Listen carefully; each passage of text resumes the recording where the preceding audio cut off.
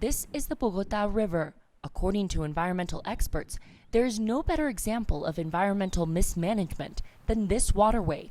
For more than half a century, it was more like a sewer, as millions of gallons of industrial chemicals, untreated human waste, and farm runoff went into the water. Luis Fernando Vasquez, director of an environment-focused foundation, says all the laws are in place to help clean up waterways like this one. The problem? People don't obey them. This should be a protected area by law, with protective forests, and we see no trees, no riparian forest. We are, however, seeing a lot of cows. This is prohibited.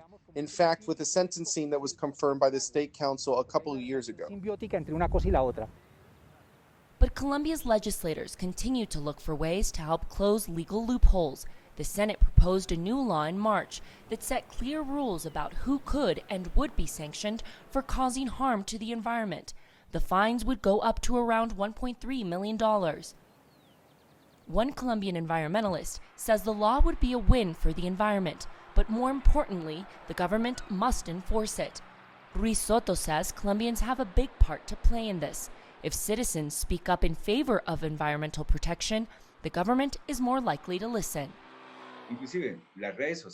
Even social media is playing an important role, not just in environmental management, but also as a point of pressure for the government to make sure they follow through with environmental laws, which are usually well defined, but very badly applied.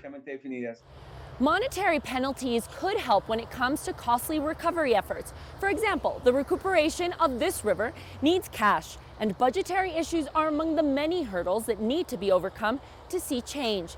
That is why Vasquez remains skeptical of what this new law would mean for Colombia's environment. He says much more should be done to prevent the violation of laws in the first place.